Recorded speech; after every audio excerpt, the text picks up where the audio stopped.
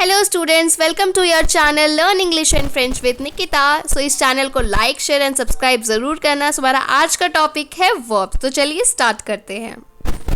So students, हमारा सबसे पहला टॉपिक है वर्ब्स क्या होते हैं। Verbs is one of the most important part of the sentences. यानी वर्ब जो होता है मोस्ट इंपॉर्टेंट पार्ट होता है सेंटेंसेस के। It tell the subject, action, event और स्टेट ऑफ बीइंग। ये हमें एक्शंस बताते हैं, इवेंट्स बताते हैं। क्लियर है।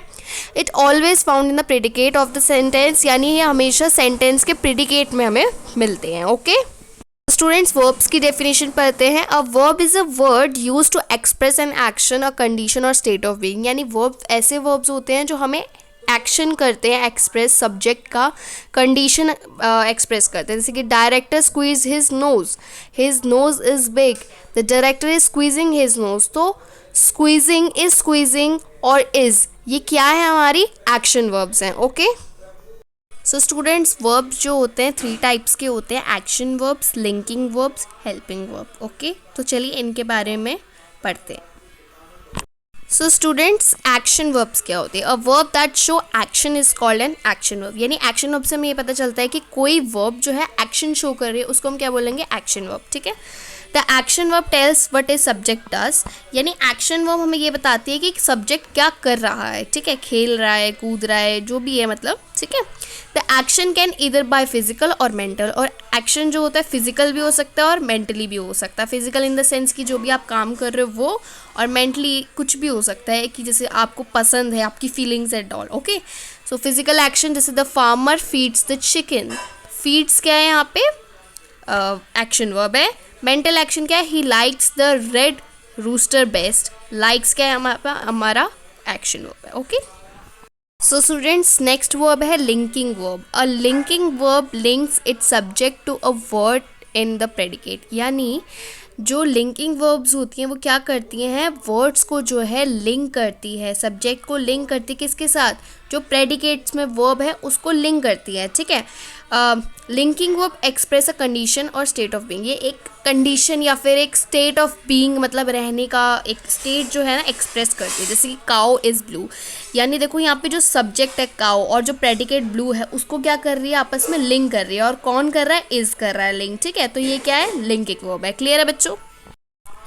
सो स्टूडेंट्स, यहाँ पे ना 9 कॉमन जो लिंकिंग वर्ब्स हैं, जैसे कि am, be, is, seem, was, were, are, being और बिकम। ठीक है, ये सारे हैं। To remember these linking words use this saying all boys in school work. ठीक है, तो इससे आपको जो है जल्दी याद हो जाएगा। जैसे कि फर्स्ट कॉलम में है एम, आर, सेकंड में है बी, बीइंग, बिकम, फिर है इज, सीम, वॉज, वर। ठीक है, ऐसे आपको जो है जल्दी याद हो जाएगा। स्टूडेंट्स, नेक्स्ट टाइप है helping verb. A helping verb helps a main verb express action और प्रिसाइज शेड ऑफ मीनिंग। यानी एक हेल्पिंग वर्ब जो होती है वो क्या करती है, हमें हेल्प करती है मेन वर्ब को एक्सप्रेस करने के लिए, उसका एक्शन को एक्सप्रेस करने के लिए। ठीक है। The combination of one or more helping verb is called verb phrase. यानी एक या एक से ज़्यादा हेल्पिंग वर्ब का जो कॉम्बिनेशन होता है उसे हम क्या कहते हैं, वर्ब फ्रेज कहते हैं। जैसे कि Elmer was using the computer. ठीक है, तो वॉज यूजिंग क्या है, आपका हेल्पिंग वर्ब है। ठीक है, आपको हेल्पिंग वर्ब जो है ज़्यादा क्लियर तब होंगी जब हम लोग टेंसेस करेंगे। ठीक है बच्चों। सो स्टूडेंट्स, अ सेंटेंस में contain up 3 helping verbs to the main verb. यानी एक सेंटेंस जो होता है 3 हेल्पिंग वर्ब्स और मेन वर्ब कंटेन कर सकता है। जैसे कि एक एग्जांपल लेते हैं, the dog must have been chasing the cat. ठीक है, सो इसमें क्या है, हेल्पिंग वर्ब 3 हेल्पिंग वर्ब है, जैसे कि मस्ट हो गया, हैव हो गया और बीन हो गया। मतलब जो मेन वर्ब है चेजिंग वो भी है यहाँ पे, यानी मतलब एक एक्शन बता रहे हैं ना। और जो हेल्पिंग वर्ब है मस्ट, हैव, बीन, ये सारी हेल्पिंग वर्ब है, तो ये भी यूज़ हो रही है। ठीक है, यानी एक सेंटेंस में आपकी जो है हेल्पिंग वर्ब 3 हेल्पिंग वर्ब और एक मेन वर्ब हो सकती है। ठीक है। सो स्टूडेंट्स, कुछ हेल्पिंग वर्ब है यहाँ पे, may, might, must, be, being, been, am, are, is, was, were. ये सारी मेन वर्ब्स हैं। ठीक है, मतलब मेन है बहुत ज़्यादा, जो कॉमनली यूज़ होती है।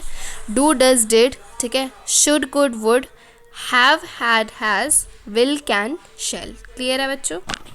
सो स्टूडेंट्स, ट्रांजिटिव वर्ब्स कौन से होता है? Transitive verb does have a direct object, यानी एक ट्रांजिटिव वर्ब्स के पास जो होता है उनका एक डायरेक्ट ऑब्जेक्ट होता है। जैसे कि हम एक एग्जांपल लेते, the pilot landed the antique airplane, यानी एक पायलट ने क्या किया, लैंड किया एंटीक एयरप्लेन में, ठीक है। So airplane is the direct object that answer the question landed what after the verb landed, यानी जब वर्ब लैंड हुई तो उसके बाद का जो हमारा जो एक डायरेक्ट ऑब्जेक्ट है वो बताया गया ना, तो इसको हम क्या बोलेंगे, ट्रांजिटिव वर्ब बोलेंगे। क्लियर है बच्चों? इनट्रांजिटिव वर्ब्स कौन से होते हैं? Intransitive verbs are action verb, they do not have direct object, यानी इनट्रांजिटिव वर्ब्स के एक एक्शन वर्ब्स होती है बट उनके पास कोई डायरेक्ट ऑब्जेक्ट नहीं होता।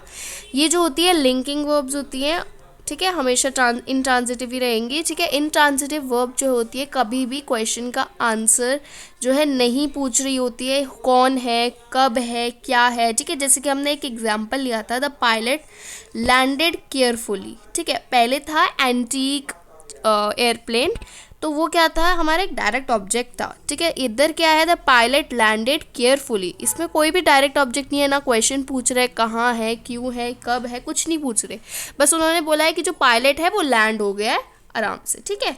और उस वाले में क्या था, पहले आपसे पूछा गया था, है ना। सो हमारे कुछ यहाँ पे प्रैक्टिस के लिए क्वेश्चन है, ठीक है। आप इन क्वेश्चंस को देखिए, उसको सॉल्व कीजिए तो आपको थोड़ा समझ में आ जाएगा। एंड ये वाला जो है ये आपकी हेल्पिंग वर्ब और लिंकिंग वर्ब से है, ठीक है। इसकी प्रैक्टिस अच्छे से करना स्टूडेंट्स।